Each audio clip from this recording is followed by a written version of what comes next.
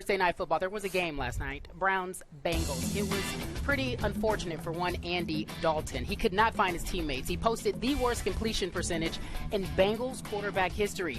Browns are now 6-3 and off to their best 9-game start since 1994. So we talk about this game, and I'm sure you saw all of it, Stephen A., even though you were hanging out with the basketball team. That's right. What was your takeaway? Well, my takeaway is that, the Cincinnati Bengals validated everything that I've said about them. I've never believed in them all year long, even when they got off to a hot start, and I don't believe in them now. I don't believe in Andy Dalton. I just don't. I mean, I appreciate the fact that he looks like Richie Cunningham from the old Happy Days in the 1950s, because that's one of my favorite all-time shows. But at the same time, when it comes to the art of actually throwing the football and being the quarterback, he doesn't appear to show up when the games matter most. This guy had a quarterback rating of 2 last night. Do you have any idea? I mean, it's just absolutely awful. So that's just how I feel about it. And I look at Cincinnati Bengals right now. I just don't believe in them. Cleveland has surprised me, pleasantly so, I might add. We'll see if they continue to be successful. But in the end, the Cincinnati Bengals are exactly what I thought they would be. Not very good, no matter what talent they have. Okay. My friend, do you remember just a few short weeks ago when some analysts were making the case that the Bengals were the best team in pro football? It wasn't that long ago. Do you remember this? Before the New England debacle? Do you remember? And then what happened? They go to New England and they lose 43-17. Then what happened? At home, they let the Carolina Panthers, who can't score when they're at home, score 37 and tie them. Remember that one? That's right. They go to Indianapolis and lose 27-0, and they follow all that up by losing to a division rival at home last night, 24-3. Is it possible that the Bengals were as big a mirage, an early season mirage, as we've ever seen in the National Football League? Possible. I think there it were is. expectations. There were expectations that you made. There were expectations made about the Cincinnati Bengals all season long. In the offseason, when you look at their talent, they clearly have more talent, it appears, than almost anybody, at least within their division. But when it comes time to show up on Sundays, sometimes they show up, sometimes they don't. Now, we know they don't show up in the postseason because in 11 years since Marvin Lewis has been the head coach, they haven't won a single playoff game. Not one.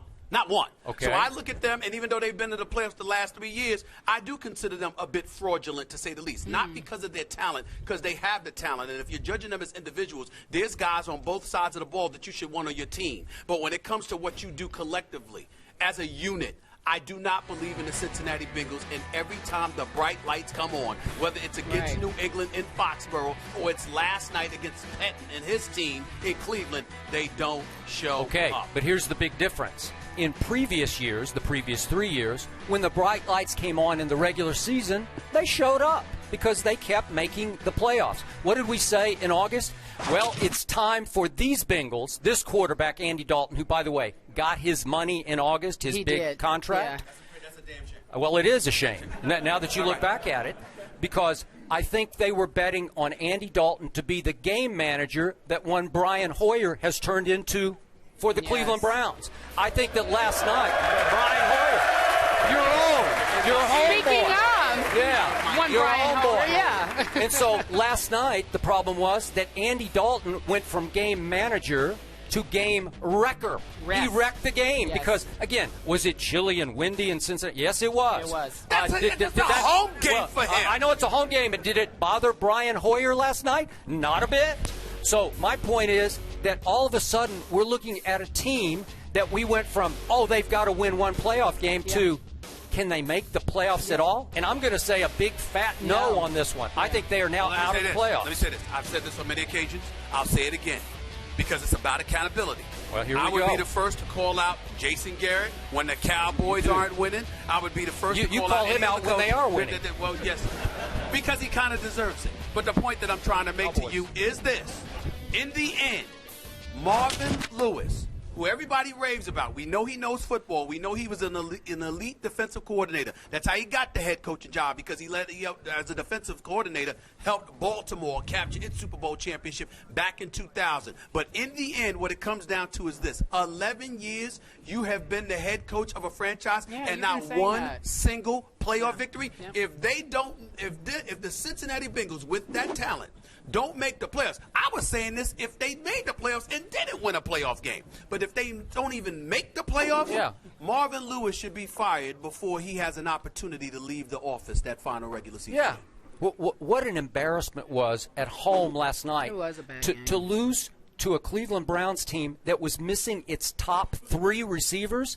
1, 2, and are you kidding me? Yes. Top 3, and they do a 24-3 on you, and they run wild on you. They rush the ball 52 times for 170. Are you kidding me? That's Marvin Lewis. His specialty is defense. I think Marvin Lewis is in trouble. And the last thing, Hugh Jackson, former head coach in Oakland. I like now the offensive coordinator in Cincinnati, who he liked. It might behoove Hugh Jackson to be quiet about Andy Dalton, because when you rave about Andy Dalton and then he goes out and performs the way that he performs, is it not a reflection on you, since you were the one raving about him and you're the offensive coordinator communicating with him throughout the game? If Hugh Jackson wants to continue to have a career in the NFL, it might behoove him to be just a tad bit quiet about Andy Dalton. You guys, we got to wrap. We got to wrap. We'll talk about Brian Hoyer, who is leading the Browns. You guys love that guy, right?